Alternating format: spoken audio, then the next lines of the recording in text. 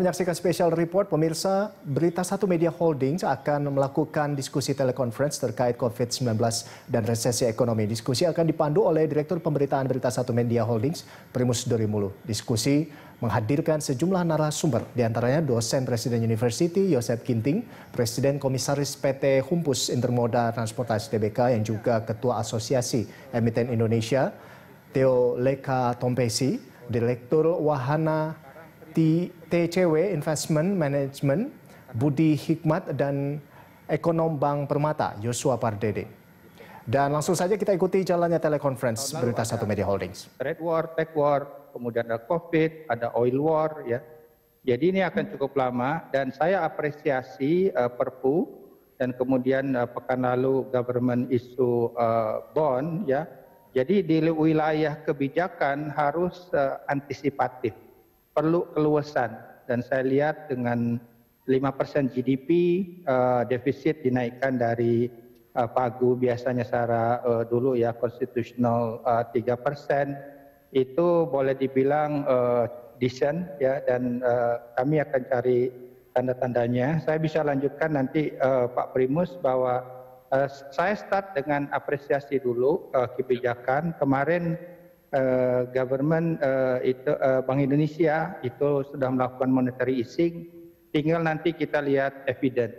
By the way, sebetulnya market sudah bergerak lebih positif Pak Primus ya, seperti bursa efek global Amerika misalnya SPX itu sudah membaik 27% dari yang terburuk tahun ini, sementara IHSG sekitar 19,5% ya. Tentunya nanti ini hal yang lain yang kita discuss, tapi nanti kita akan sebetulnya yang lebih menarik lagi bagaimana efektivitas stimulus tersebut untuk startnya kita ini melihatnya udah proper sebagai bencana kemanusiaan kesehatan, nanti juga kita approach bagaimana dari sisi efektivitas untuk menjaga ekonomi tetap bergerak. Demikian Pak Primus. Baik Pak. Pak Yosua.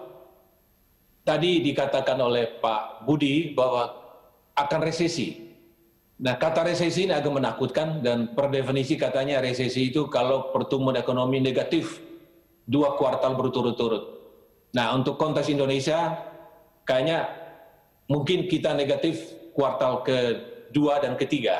Dan Bank Indonesia juga Menteri Keuangan optimistis kuartal ke-4 kita sudah kembali positif. Bagaimana Anda melihat ini, Pak?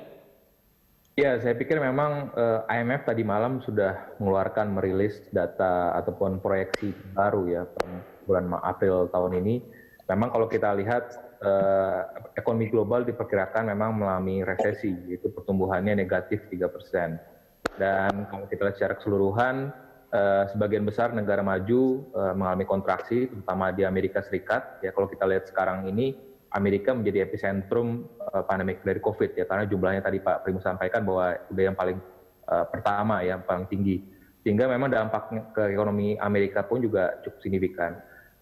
Termasuk juga kalau kita di negara berkembang ya, memang tidak semua mengalami pertumbuhan negatif ya. Kalau kita mencatat di sini, Tiongkok, India dan juga Indonesia salah satunya diperkirakan masih akan mengalami pertumbuhan positif ya. Artinya saya juga masih meyakini bahwa sekalipun memang terjadi perlambatan cukup signifikan ya, tapi kita percaya bahwa sampai dengan akhir tahun ini ataupun full tahun ini pertumbuhan kita masih tetap positif, karena pertama kita melihat bahwa dari sisi konsumsi memang kita melihat bahwa seluruh sektor semuanya pasti akan terganggu ya dengan adanya COVID-19 ini, khususnya dari sektor manufaktur, perdagangan dan juga tadi pariwisata serta turunannya.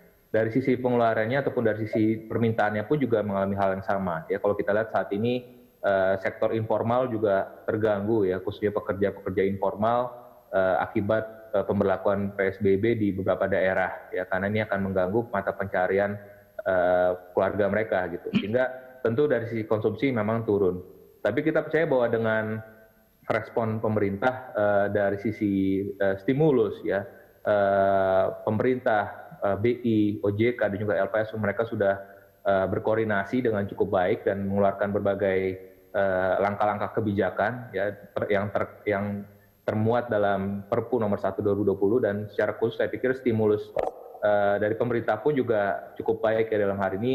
Bukan hanya masalah ekonomi juga, tapi juga bagaimana alokasi anggaran pemerintah, tambahan alokasi pemerintah ini dialokasikan untuk kesehatan. Karena memang kuncinya adalah bagaimana pemerintah bisa menangani krisis kesehatan terlebih dahulu, sehingga dampak dari ekonominya bisa kita ukur lebih baik dan penanganan pun juga akan lebih baik. Sehingga harapannya dengan stimulus yang diberikan oleh pemerintah, lalu ada langkah-langkah kebijakan yang cukup suportif ya dari OJK melalui program restrukturisasi untuk perbankan dan juga industri keuangan non-bank. Kita harapkan ini kondisinya tidak memperburuk sektor real, sehingga cash flow perusahaan pun juga diharapkan bisa lebih agak rileks ya dengan adanya relaksasi ini, dengan harapan tadi, tapi intinya saya pikir bagaimana koordinasi dari pemerintah dan juga otoritas lainnya menangani krisis kesehatan terlebih dahulu ya. Kalau ini krisis kesehatannya tadi sudah bisa tertangani dengan baik, saya pikir dampak ekonominya pun juga akan bisa kita selesaikan dengan lebih cepat. Baik, jadi kita coba mengerucut pada keberhasilan pemerintah dalam memotong mata rantai penyebaran itu akan memperpendek masa krisis ekonomi. Sebab PSBB ini banyak kalangan mengatakan harus dilaksanakan. Sebab kalau kita menunda akan lebih panjang karena karakteristik dari COVID-19 ini dia berkembang eksponensial. Jadi kalau nggak dibendung itu luar biasa penyebaran. Contohnya ketika Singapura dia agak lengah, dia pikir sudah selesai, orang boleh keluar masuk Singapura, sekarang udah masuk second round dia. Nah, pandangan Pak Gunawan, apakah ini PSBB ini segera dilaksanakan secara nasional saja supaya kita pastikan bahwa kita susah cukup 1 bulan. Setelah itu orang sudah boleh berbisnis lagi. Sekarang faktanya informal juga nggak boleh bergerak, Pak. Nggak bisa bergerak. Kenapa? Mall tutup, tempat hiburan tutup, semua tutup, transportasi nggak bergerak, ojol juga nggak punya uang. Ini lebih dahsyat dari 2008 dan 1998. Karena yang terkena adalah informal sektor.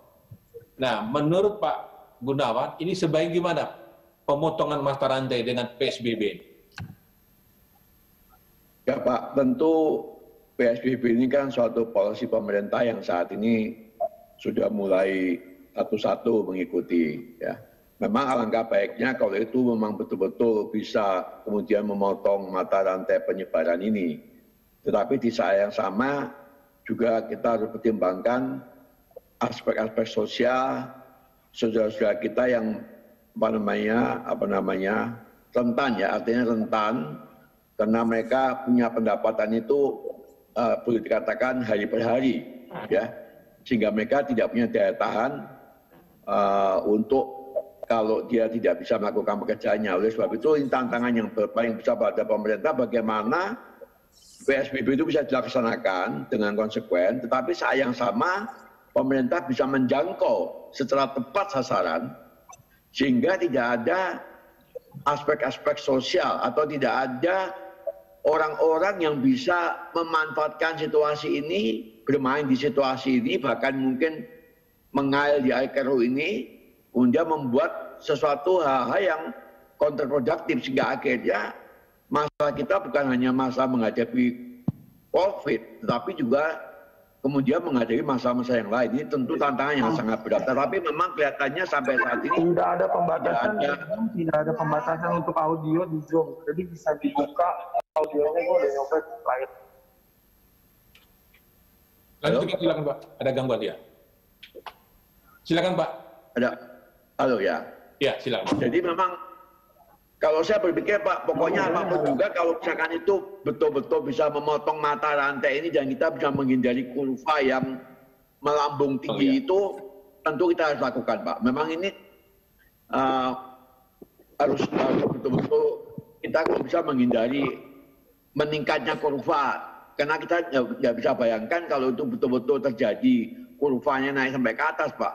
Bagaimana keadaan kita itu betul-betul saya tidak bisa bayangkan. Ya. Pak Yosef Ginting, ini memang kuncinya pada physical distancing dengan PSBB ini. Tetapi penerapan PSBB itu akan berhadapan dua hal, Pak. Masyarakat jelata itu entah takut mati karena COVID atau mati karena lapar. Nah, berarti ini tumbuhan pada pemerintah, Pak. Pemerintah menyiapkan anggaran pusat dan daerah dan bagaimana penyaluran nyampe. Bagaimana komentar Anda? Jadi kalau saya ngelihatnya begini, supaya meminimalisasi risiko tidak terukur itu pemerintah langsung aja PSBB di kota-kota besar atau memang yang dianggap bisa menjadi potensial yang lebih parah lagi. Langsung aja. Itu kan waktunya cuma 2 minggu sampai 1 bulan. Nah, dihitung biayanya. Nah, di dalam PSBB itu jangan lupa bahwa industri produksi itu masih beroperasi, Pak. Jangan salah. Memang di industri yang non formal itu memang di stop, ya. Tetapi industri produksi itu masih jalan, Pak. Kalau Bapak pergi ke kawasan industri, itu mesin masih berjalan. Tapi kan mereka sangat safe, Pak, sangat dijaga. Iya. Bagian kesehatan dari perusahaan itu pun sangat menjaga, dan biasanya orang-orang pabrik itu lebih disiplin, Pak, kerjanya ketimbang yang di pasar. Memang ini menjadi isu politik ataupun isu masyarakat bahwa itu nanti akan mengkit kalangan non formal misalnya. Tapi tolonglah mengerti bahwa kita harus cut ini memang menjadi pil pahit itu dalam tempo 2 minggu atau 1 bulan. Nah, dari situ sudah bisa terukur. Selain itu, ini tadi ekonomi masih bisa di-drive oleh perusahaan-perusahaan industri produksi yang ada di kawasan industri, Pak, di seluruh Indonesia. Itu yang sebenarnya bagus. Nah, itu masih bergerak. Itu kan kalau industri produksi kan tidak produksi hari ini untuk dijual hari ini, tidak. Dia produksi sampai 1 minggu ini untuk inventory 1 bulan atau 3 bulan mendatang. Sehingga orang-orang buruh pabrik pun itu masih dapat gaji, Pak. Manajernya dapat gaji. Nah, sehingga ini seimbang ekonominya. Nah, ditambah lagi intervensi atau kebijakan Bu Sri Mulyani dengan Pak Peri Bank Indonesia untuk dalam masalah obligasi itu sangat menarik. Kalau saya sangat setuju karena nilai itu sovereign bonds itu diterbitkan pada kurs 16.000 lebih. Sementara kalau kita ekspektasi rupiahnya itu bisa di bawah 15.000. Kalau saya hitung fair value-nya sekitar 14.500. Nah, kalau kembali ke sana, bunga atau yield 3,9% atau 4% itu nggak jadi apa-apa gitu. Itu akan diimbangin oleh apresiasi rupiahnya. Jadi ketika kita bayar bunga atau bayar pokoknya, nilai kita itu udah rendah, sehingga kalau perhitungan saya itu bunganya itu nanti cost of capitalnya itu sekitar 2 sampai 2,25%, Pak, hitungan saya. Jadi itu masih sangat masuk akal gitu, Pak. Ya. Jadi semuanya saya pikir masih fine lah, masih bisa. Tinggal lagi mudah-mudahan kita dukung pemerintah ini bisa jalan PSBB, udah antara operation sama financial policy-nya berjalan seimbang. Kira-kira gitu, Pak. Pak Budi, ini suksesnya PSBB maupun imbauan masyarakat nggak boleh mudik tertular, itu sangat tergantung pada kemampuan pemerintah untuk beri makan, Pak. Social safety net ini, Pak. Nah, anggaran yang 405 triliun itu bagaimana Pak Budi melihat? Pak Primus, saya tidak memposisikan diri sebagai ahli untuk PSBB dan lain-lain. Saya sendiri sudah 1 bulan work from home gitu. Ya. Mungkin kesempatan saya lebih banyak membaca, termasuk Stoika dan lain-lain gitu. Namun perkenankan saya menyampaikan sesuatu yang kalau saya lihat ya Pak, this is not the last, Pak. Ini bukan terakhir. Kasus yang apakah pandemi model lain itu akan terus kejadian, ya bahkan ini hikmahnya saya lihat istilahnya Malthusian rebalancing, suatu saat kita bisa jelaskan seperti itu. Tapi yang jelas ini saya sendiri melihat COVID-19 ini seperti guru sufi, Pak, yang mencerahkan gitu, membongkar tabir-tabir bahwa kita ternyata tahu bahwa di kota besar ada orang yang hidup harian berat sekali tinggal di Jakarta ya. Jadi itu maksud saya respon kita bisa kita bagi, Pak. Kita immediate respon seperti Perpu 120 benar Pak yang kita lakukan gitu. Tapi selanjutnya kita juga harus mengubah. Jadi seperti misalnya sistem logistik kita Pak, dan ini dikaitkan dengan dunia bisnis, selalu ada opportunity dan di capital market juga gitu. Kemudian juga bagaimana delivery makanan, kemudian bagaimana juga misalnya apakah robotik, work scan dan lain-lain, karena menurut saya ini bukan yang terakhir. Masalah mudik misalnya, kita mungkin bisa siasati dengan ya seperti ini. Terus terang saya sendiri membiasakan nih Pak, ternyata cukup efektif ya untuk bicara bisa juga berhubungan dengan banyak investor dan lain-lain. Dengan seperti ini kita nggak harus melakukan travel misalnya ya dan lain-lain. Dan memang masalahnya mudik itu ada suatu nilai redistribusi income gitu. Dan redistribusi income kalau kita perhatikan itu karena pada dasarnya itu buah dari ketimpangan kita kurang menumbuhkan pusat-pusat pertumbuhan, nggak cuma yang ada di Jakarta aja.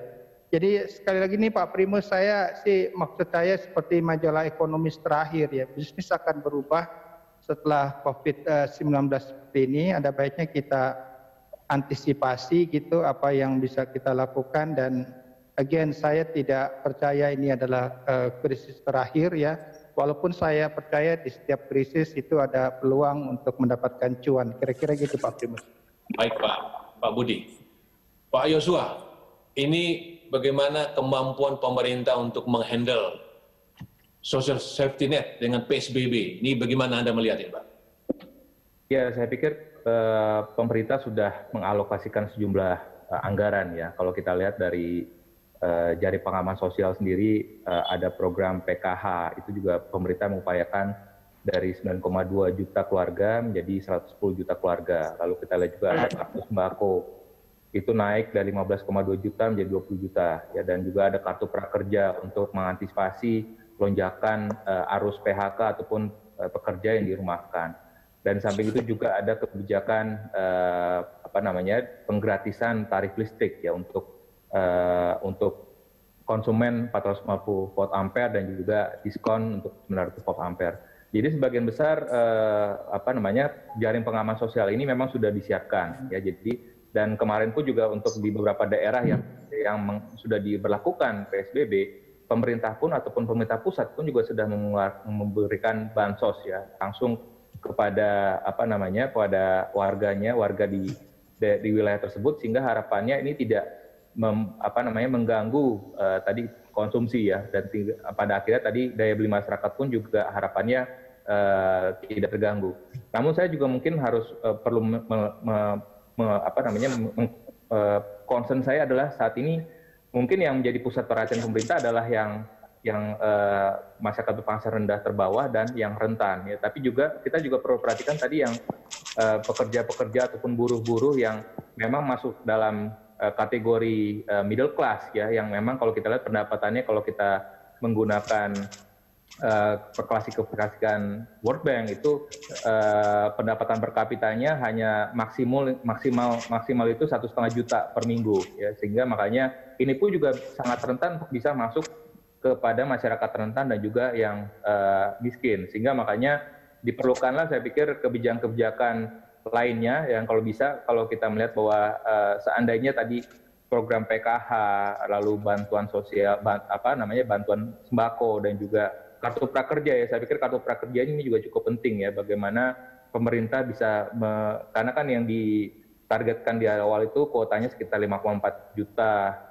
penerima ya, dan kalau kita lihat saat ini kalau kita lihat di Amerika sendiri kan tingkat penganggurannya bahkan bisa tinggi sekali ya, 20% bahkan ya. Jadi sehingga kita perlu mengantisipasi tadi dampak dari peningkatan PHK itu dengan alokasi yang bisa diperluas untuk kartu prakerja ini, karena ini harapannya bisa mengurangi dan sekiranya pada saat nanti dampak ekonomi sudah kembali membaik, tadi para pekerja yang saat ini dirumahkan ataupun menganggur tadi mendapatkan pelatihan ya, dan skillnya juga bertambah, sehingga pada saat nanti ekonomi juga sudah kembali recovery dan mereka bisa masuk lagi langsung ke dunia kerja. Jadi saya pikir tinggal bagaimana tadi ada monitoring yang jelas dan juga bagaimana alokasi dari bantuan sosial ini bisa disalurkan secara efektif dan tepat sasaran, intinya seperti itu, Pak. Ya.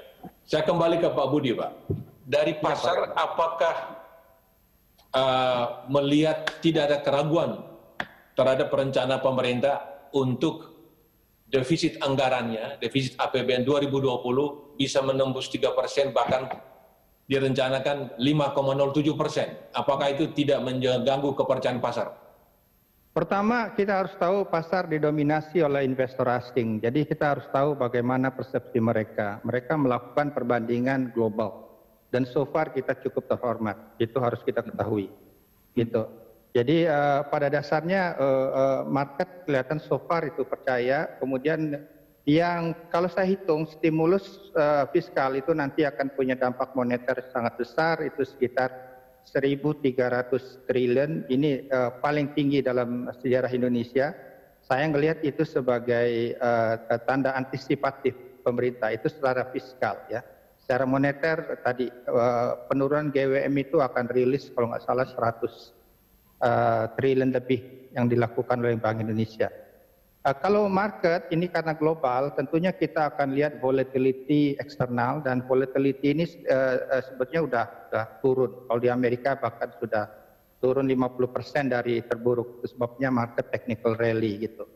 Namun ke depan kalau saya lihat bahwa yang akan kejadian adalah ada baiknya pemerintah juga mengupayakan di dunia ini sekarang too much money but too little credit, too little growth gitu. Jadi pemerintah dengan Indonesia yang punya demografi penduduk muda, urbanisasi masih terjadi, tax rate masih rendah, sebetulnya kita masih jauh dari krisis. Bahkan krisis kalau dilihat dari apa yang selama ini saya sosialisasikan, 2 years sebelum tajir mungkin 2030. Nah, ada baiknya kita berusaha menggait mereka tidak menggunakan hutang, tapi equity participation seperti kita bisa mengembangkan sovereign wealth fund gitu.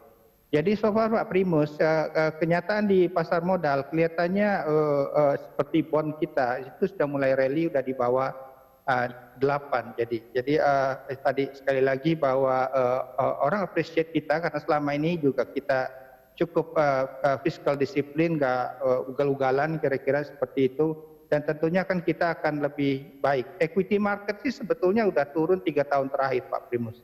Mereka banyak masuk sebetulnya di SBN. Tapi kali ini juga kita tersadarkan bahwa investor asing yang keluar dari SBN itu besar sekali Pak Primus, sekitar 160 triliun rupiah ya.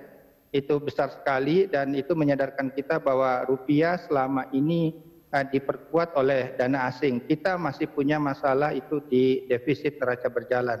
Jadi kita sembuhkanlah defisit neraca berjalan.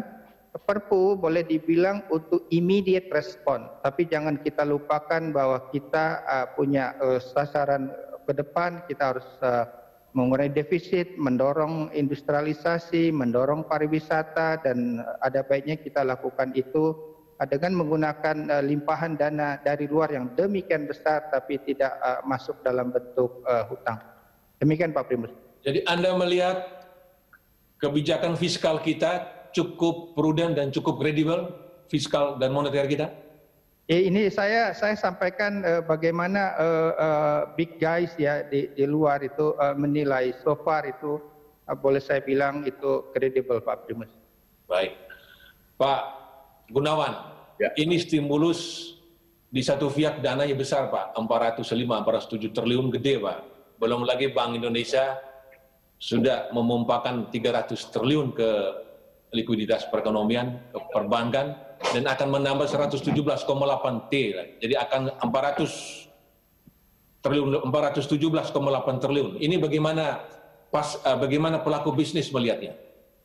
Begini Pak, sebenarnya walaupun itu kelihatan besar, tetapi karena kita ini menghadapi suatu musuh yang belum tahu kekuatannya sampai kapan, sehingga kita tuh lebih baik menyiapkan logistik yang lebih daripada logistik yang nanti di tengah jalan kita kedodoran.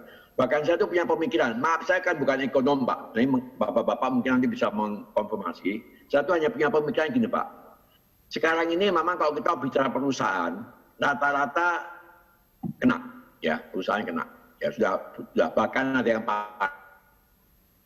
ya, jadi rata-rata udah hampir merata. Tetapi kalau kita ngomong per individu Pak, kita bisa lihat di data perbankan, kan uang yang ada di perbankan yang bentuknya apakah deposito atau apa itu kan jumlahnya cukup besar Pak. Dan itu kan dari tentu golongan-golongan. Nah ini saya pikir ini juga dana nganggur yang bisa mungkin diakses untuk menambah logistik pemerintah. Supaya pemerintah punya logistik ini menghadapi musuh COVID ini, logistik kita lebih baik berlebihan, nanti sisa daripada di tengah jalan kita kekurangan. Nah yang saya pikirkan begini Pak, kalau kita kan gini Pak, tahun ini kan masing-masing WP itu menyerahkan SPT. Katakanlah misalkan saya menyerahkan SPT, kemudian total pajak yang saya bayar per tahun ini, total itu katakanlah ambil 1 miliar. Artinya, saya masih ada 2 miliar Pak. Karena kan pajak itu kan kurang lebih 1/3 Pak. Iya. Artinya yang saya bayar itu 1 miliar, berarti uang yang ada di kantong saya masih ada 2 miliar. Bisa nggak pemerintah dengan khusus COVID ini mengeluarkan satu produk apakah pun atau apa namanya, disebut saja ini adalah apa namanya penanggulangan COVID, sehingga mungkin kuponnya juga mungkin 0%, bila perlu apa 1-2%, bila perlu tahun pertama, tahun kedua tidak diberikan kupon dan segala macam. Artinya apa? Kita ingin menggali uang yang ada di masyarakat kita yang di kelompok menengah ke atas ini untuk, saya kira itu pasti mau Pak. Jadi kalau pemerintah keluarkan satu produk kemudian bisa mengambil tadi misalkan tadi saya katakan 1 miliar sebagai pajak, 2 miliar di kantong saya, 1 miliar lagi saya bisa invest. Artinya saya masih ada 1 miliar untuk kehidupan saya. Kan ini hanya untuk tahun ini aja Pak. Artinya itu ada uang yang sekian triliun yang masih bisa diakses oleh pemerintah, ya, karena ini bukan produk yang biasa dengan kupon yang normal, maka namanya pun mungkin disebut dengan apa namanya surat apa ya, surat yang ada hubungan dengan COVID, ya, nanti bapak-bapak ekonomi bisa mendapatkan. Artinya yang saya ingin sampaikan, pemerintah bisa mengakses dana yang ada di dalam negeri yang dimiliki oleh kelas menengah ke atas, yang 2/3 itu masih ada di kantong mereka, kita ambil 1/3 lagi, ya, pemerintah pinjam lah kasarnya Pak.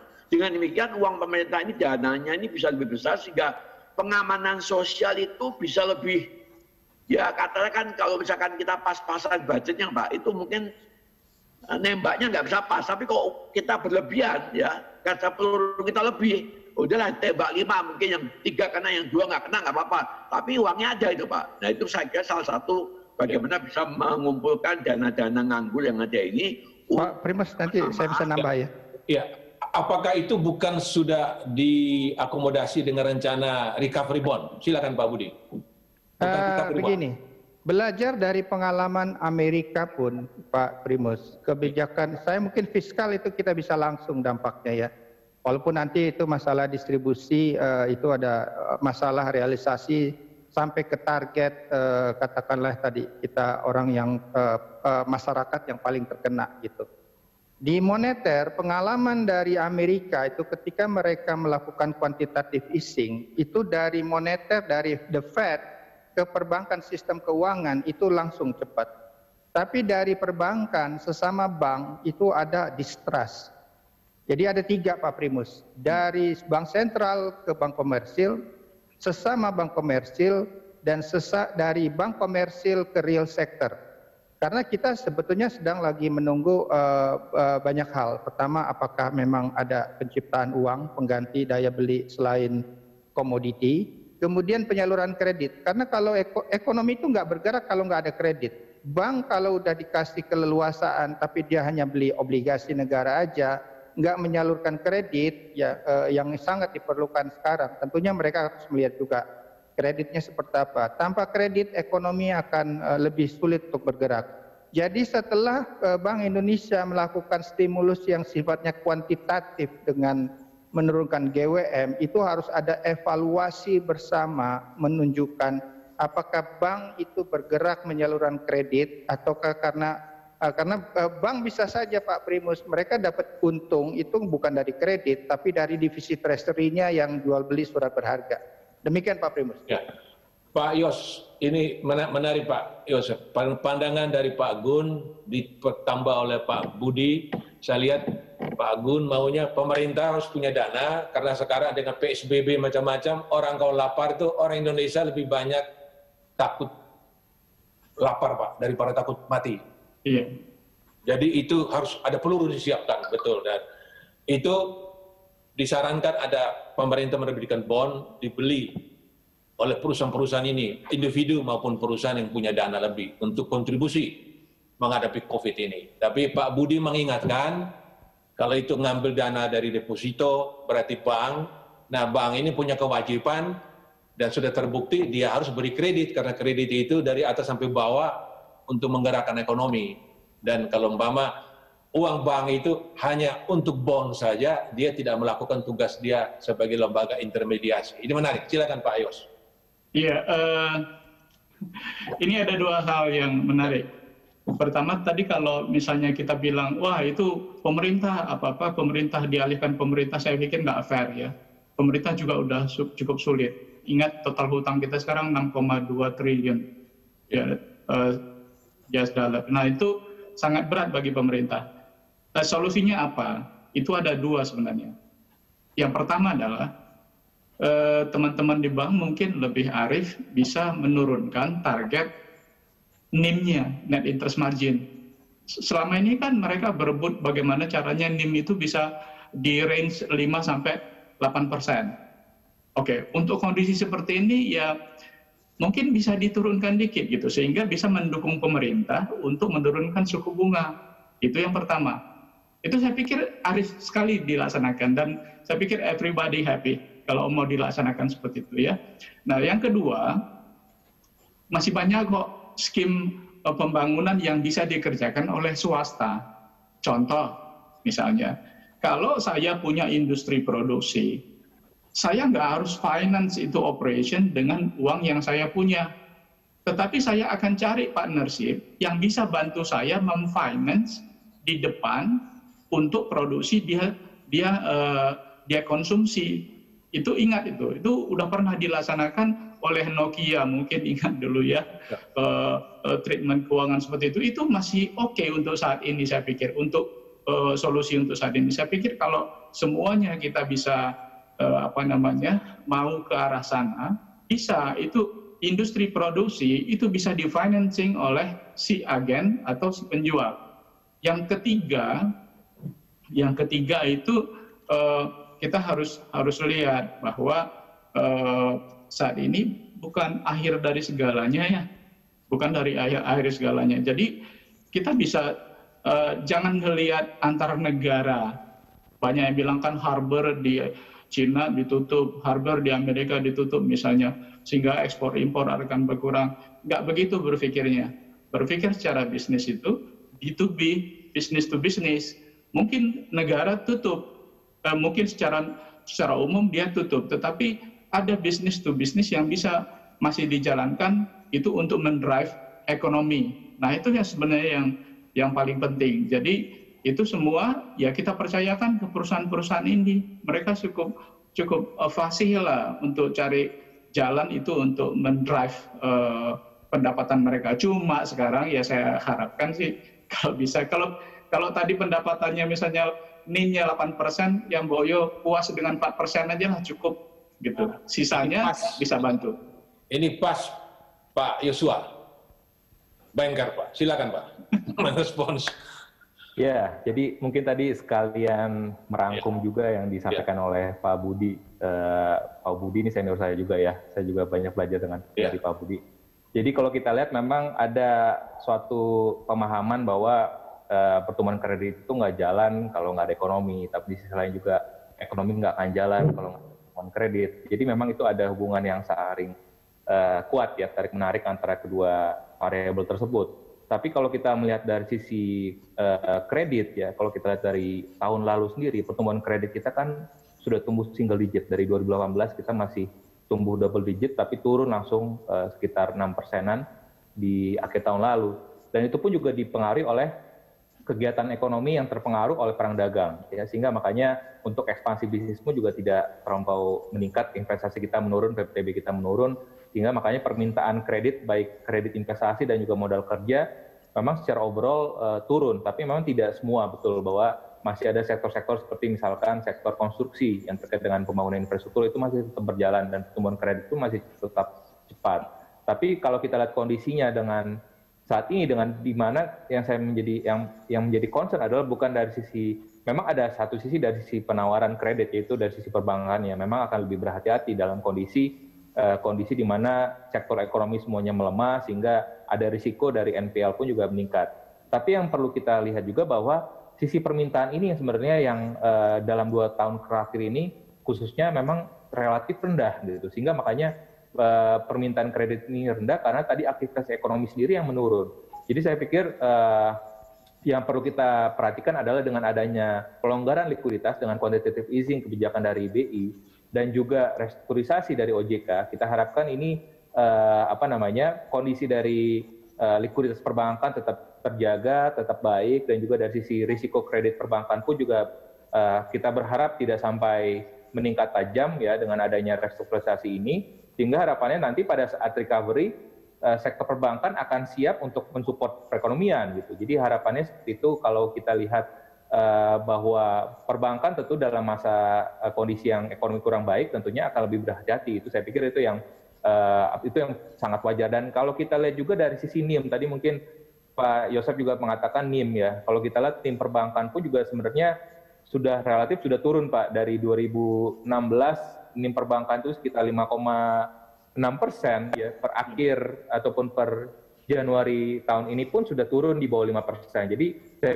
pikir perbankan pun juga terus melakukan berbagai strategi bagaimana supaya mendapatkan tadi dana murah ya, karena salah satu komponen bobot dari cost yang besar itu adalah dana mahal. Kita karena tadi banyak mungkin dikaitkan juga dengan apa yang dilakukan oleh Pak Budi, bagaimana tadi kita meningkatkan literasi keuangan ya, karena sampai saat ini masih banyak community unbankable ya di Indonesia, sehingga makanya dana pihak ketiga kita juga terbatas, tarik menarik antara bank, dan bahkan saat ini ada potensi kalau misalkan dengan adanya pelebaran defisit anggaran pemerintah sehingga penerbitan SUN ataupun obligasi pemerintah meningkat, tentu akan bisa terjadi tarik menarik lagi, sehingga itu saya pikir yang harus kita lihat bagaimana kedepannya perlu ada selain tadi bagaimana perbankan harus bisa lebih efisien, produktif dengan menurunkan tadi cost-cost yang tidak perlu, dengan harapan tadi NIM bisa menurun, dan harapannya tadi lebih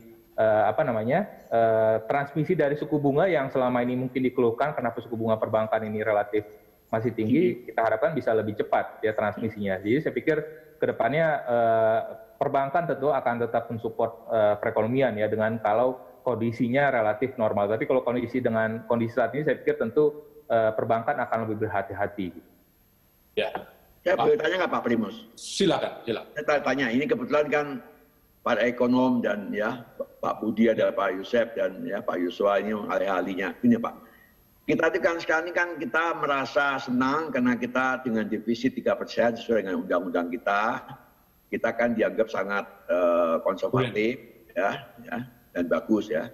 Tetapi apakah angka ini sudah angka mati? Apakah sekarang bukan waktu yang baik? Justru kita itu juga memikirkan untuk merubah undang-undang itu, mungkin dinaikkan Pak dari 3% menjadi 5-6% supaya kemampuan itu juga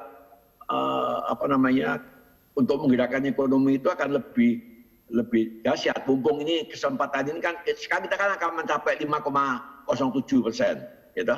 Nah, apa nggak sekalian aja undang-undangnya kemudian dirubah menjadi 5% misalkan, supaya ke depan setelah COVID selesai, pemerintah juga punya kelonggaran ya untuk berpartisipasi di dalam menggerakkan ekonomi ini dengan lewat divisi. Perkenalkan saya menjawab. Silakan Pak Budi. Bahaya Pak kalau kita memaksakan itu. Jadi dengan kita mengalami current account deficit, fiscal deficit, sesungguhnya kita membutuhkan dana asing. Asing itu sebagai investor gitu Pak. Permasalahan di hutang kita boleh saja kita relatif rendah Pak terhadap GDP per kapita, debt to GDP kita untuk government relatif rendah, sekitar 30% dibandingkan dengan misalnya Brazil itu 84%, Pak. Tapi beban hutang kita ini cukup besar, Pak. Kalau saya hitung itu sekitar 12,5% dari APBN itu untuk membayar hutang. Yang kita perlukan itu adalah ongkos berhutang yang lebih murah, dan itu salah satunya itu adalah bagaimana kita punya currency risk kita bisa turun. Itu lebih cerminan dari productivity, peningkatan productivity dan daya saing kita. Unfortunately untuk saat ini sebetulnya yang kita itu diingatkan bahwa waktu komoditi bumi yang lalu kita itu boleh bilang ceroboh ya. Dengan cepat kita berubah dari OPEC ke bukan OPEC, Pak. Ya kita lupa mengembangkan manufaktur dan lain-lain. Dan sekarang itu sudah kelihatan dampaknya. Jadi yang kita harus lakukan itu adalah penyeimbangan, Pak, menurut saya ya. Dan saya sih lebih khawatir kalau kita itu nggak dilihat orang disiplin, Pak. Itu seperti yang kejadian di beberapa negara. Brazil jadi contoh, mereka itu menggerakkan ekonominya dengan utang. Nah, terjadilah krisis Huta Barat, Pak, krisis total hutang tambah berat. Di mana sekarang rating Brazil itu jauh lebih rendah dari kita, mata uangnya, Pak, bursa sahamnya, Pak, itu lebih anjlok dari kita.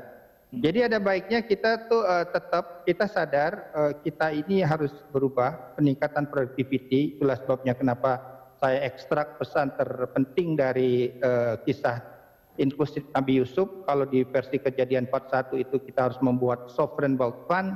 Sementara kalau di versi Al-Qur'annya kita harus mendorong life cycle investment, Pak. Jadi menurut saya sekarang tinggal optimalisasi yang sudah saja ada, Pak. Kita ubah cara pendidikan kita, Pak. Cara kemudian juga bersosialisasi. Jangan habis saja energi kita hanya untuk berantem. Kira-kira gitu, Pak Primus. Betul. Pak, saya pikir jawaban Pak Budi cukup. Pertanyaan terakhir, Pak. Ini penting, pertanyaan terakhir. Ini daya tahan korporasi, daya tahan perusahaan itu sampai kapan? Termasuk daya tahan perbankan, termasuk daya tahan semua, Pak, yang perusahaan sekuritas manajer investasi. Kalau krisis ini beberapa bulan ke depan, ada yang mengatakan kita kalau COVID terus menyerang, mata rantainya penyebaran tidak bisa diputuskan, sampai Juni PHK bisa massal. Hari ini PHK sudah 1,6 juta. Hari ini data dari Kementerian Ketenagaan. Iya. Jadi kalau itu diperpanjang, itu saya pikir repot. Amerika yang benar begitu hebat yang meminta dana dari pemerintah, itu sudah 16 juta, Pak, pengumuman semalam. 16 juta orang Amerika minta dana pemerintah, udah nganggur mereka. Nah, kita kalau nganggur itu bis dari 7 juta, naik 8 juta, meledak sampai 20-30 juta bagaimana? Silakan, barangkali lebih dulu Pak Gun, Pak. Pendek-pendek, Pak. Pak Gun, silakan Pak Gun. Tentu tergantung industrinya, Pak ya. Tergantung industrinya. Kalau kebetulan kami di packaging itu saat ini kami masih jalan semua, karena kebetulan packaging kami juga dibutuhkan untuk produk-produk yang untuk memerangi COVID ini. Jadi itu tentu beda. Tapi secara umum tentu saya nggak bisa katakan itu akan demikian. Tapi suatu hal yang mungkin saya juga menghimbau kepada teman-teman pengusaha itu, ya di dalam keadaan begini, jangan terlalu mudah kita ambil konklusi untuk PHK lah. PHK itu betul-betul katakanlah itu udah betul-betul kalau bisa jangan sampai terjadi lah ya. Karena itu akan memperparah keadaan. Ya, apapun industri kita ini kok bisa PHK itu pilihan yang sangat-sangat terakhir kalau sudah tidak ada pilihan lain, Pak. Jadi itu bahkan menurut saya setelah ini selesai industri akan lompat, Pak. Karena kan kita kan ada 270 juta yang harus memerlukan kebutuhan sehari-hari. Begitu ini selesai industri melompat, dan harapan saya sebagai pengusaha ke depan ini supaya kita dan pemerintah bersama-sama memikirkan mengembangkan hilirisasi. Jangan semua kita ya kok bisa dari hulu ke hilir itu kita mulai beresin satu-satu supaya ke depan kita tidak terlalu bergantung dengan import dan tidak bergantung dengan gonjang-ganjingnya US, supaya kita punya kemampuan manfaatkan momentum ini untuk mengkoreksi apa yang kita lakukan kesalahan yang lalu, supaya kita beresin di hulunya, di tengahnya, di hilirnya, sehingga ke depan kita lebih menjadi bangsa yang lebih independen. Gitu Pak. Silakan Pak Yos. Iya Pak, kalau saya melihat di sini mudah-mudahan kita ada kerjasama lah antara government dengan pengusaha juga, kita bantu government. Kalau misalnya kita selama ini dapat profit sangat tinggi, mungkin kita masih profit tapi kita coba turunkan sehingga tidak terjadi gelombang PHK yang besar-besaran. Dan kalau terjadi gelombang PHK pun untuk level untuk level skill people itu akan bahaya juga untuk perusahaan. Saya pikir dia harus maintain juga. Nah ini jangan khawatir lah, meskipun isu terlalu besar akan ada krisis yang berkepanjangan. Setiap negara itu punya uniqueness, punya suatu unique things gitu. Jadi kita harus lihat itu juga. Jadi lebih wise lah, tersenyum aja gitu ya. Itu akan bisa memberikan suatu solusi. Yang penting adalah ada kerjasama tadi antara perusahaan dengan pemerintah. Khususnya yang BUMN itu banyak uang kok. Sebenarnya kalau benar memanagenya itu akan ada bantuan banyak sekali. Kira-kira gitu Pak, makasih. Silakan Pak Yosua. Daya tahan kita. Oke, secara keseluruhan saya meyakini bahwa daya tahan kita masih relatif kuat ya. Tadi Pak Budi sempat katakan juga debt to GDP kita juga masih relatif manageable.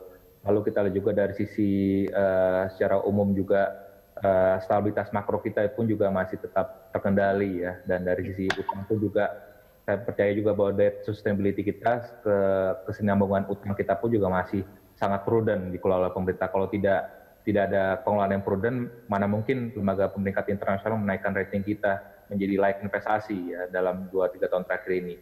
Sehingga saya pikir dari sisi ketahanan kita masih tetap kuat. Dan tadi saya pikir juga terkait dengan fiscal deficit, saya pikir ini nggak masalah ya, karena tadi ini penggunaannya ataupun pemberlakuan ini hanya berlaku dalam 3 tahun mendatang. Artinya sampai dengan 2002 harapan kita pada saat ekonomi sudah mulai pulih, sudah balik lagi ke fiscal discipline-nya ke 3%. Dan saya pikir juga di samping itu secara ketahanan perusahaan pun juga kita harapkan tadi bagaimana pemerintah, sebenarnya kuncinya tadi adalah bagaimana pemerintah dan otoritas lain itu berkoordinasi untuk menyelesaikan masalah kesehatan yang terlebih dahulu. Karena kalau kita lihat dari sisi produksi ya tadi, kalau tidak akan berjalan kalau tidak ada konsumsi, makanya konsumsi pun juga dari sisi permintaan pun juga harus tetap didorong secara positif.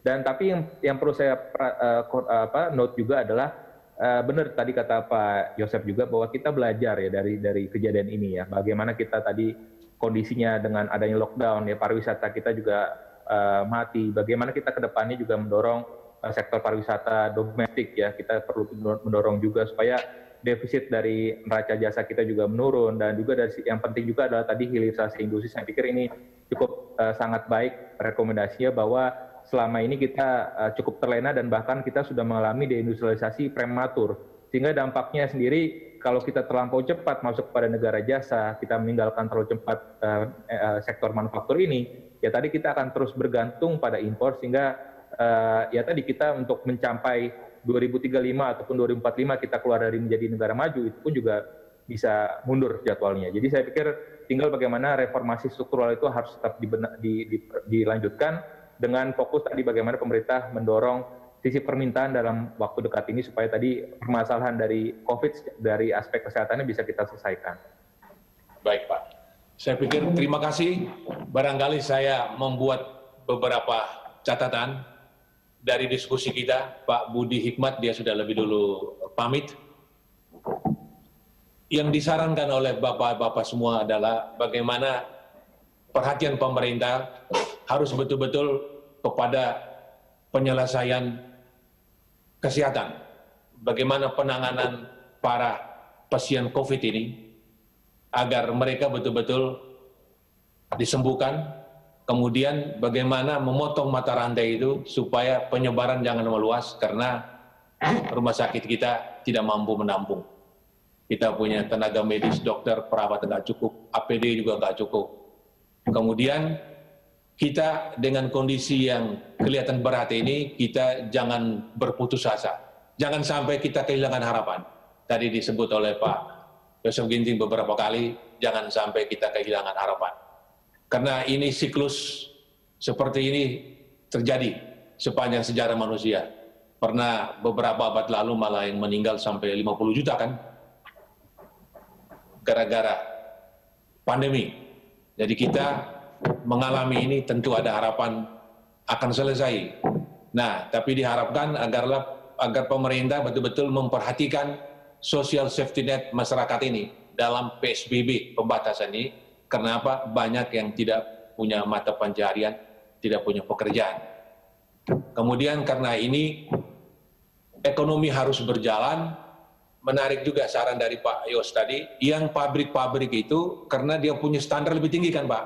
Ya. Orang-orang di pabrik itu standar lebih tinggi, yang standar nggak jelas itu di informal. Mereka sudah pasti menjaga physical distancing, sudah pasti kan? Ya. Mereka pasti pakai masker, pasti hand sanitizer, semuanya, disinfektan, saya pikir semuanya pasti sudah bagus ya. Saya pikir dalam PSBB mungkin perlu penekanan itu, supaya pemerintah jangan sampai itu juga dilarang. Kemudian harapan dari Pak Gunawan, jangan sampai kita lengah dalam pembangunan real sektor. Itu juga yang dibilang oleh Pak Yosua ya. Jadi bagaimanapun juga ternyata kalau kita punya produksi cukup, itu kita tidak terlalu mengandalkan impor, termasuk dalam APD semuanya, obat-obatan, kalau kita punya sendiri pun kita bisa selesai sendiri. Nah, tentu nada semuanya adalah kita masih punya harapan, badai pandemi COVID-19 akan segera selesai, ekonomi akan berjalan kembali supaya seperti sedia kala, dan perusahaan jangan buru-buru PHK. Terima kasih, selamat siang semuanya. Selamat siang. Pak Yos. Terima kasih. Pak Gun, Terima kasih Pak. Pak Yos, Ya. kemudian Pak Budi Hikmat. Terima kasih. Terima kasih Pak. Terima kasih. Ya, pemirsa, COVID-19 atau COVID-19 telah memukul berbagai sektor ekonomi. Anggota diskusi Berita Satu Media Holdings ini sepakat intinya adalah koordinasi dari pemerintah untuk atasi dampak kesehatan. Masyarakat yang sehat menjadi modal dari pertumbuhan dan akselerasi ekonomi. Pemerintah juga perlu konsekuen menerapkan PSBB dan pada saat yang sama pelayanan publiknya bisa menjangkau ke setiap lapisan masyarakat. Kedepan PSBB perlu diterapkan juga ke kota-kota besar lainnya. Kawasan industri produksi yang masih terus perlu memastikan standar kesehatan. Serta anggota diskusi juga sepaham bahwa ekonomi Indonesia masih bisa didrive melalui beberapa sektor yang masih bergerak, ditambah pula stimulus dari pemerintah. Langkah antisipasif menjadi keharusan karena kondisi COVID-19 tidak melulu atau tidak selalu menjadi sentimen negatif. Ada banyak peluang yang bisa dioptimalkan melalui berbagai kebijakan dan stimulus, terutama untuk warga yang paling terdampak. Harapannya daya beli masyarakat tidak banyak terganggu. Dan kartu prakerja juga bisa menjadi bantuan yang efektif. Dan Indonesia juga masih mempunyai harapan, karena masih jauh dari krisis. Karena selain kuat secara internal, pasar internasional juga masih sangat mengapresiasi ekonomi Indonesia. Ya, demikian spesial report kali ini. Saya Rolando Sambuaga. Sampai jumpa.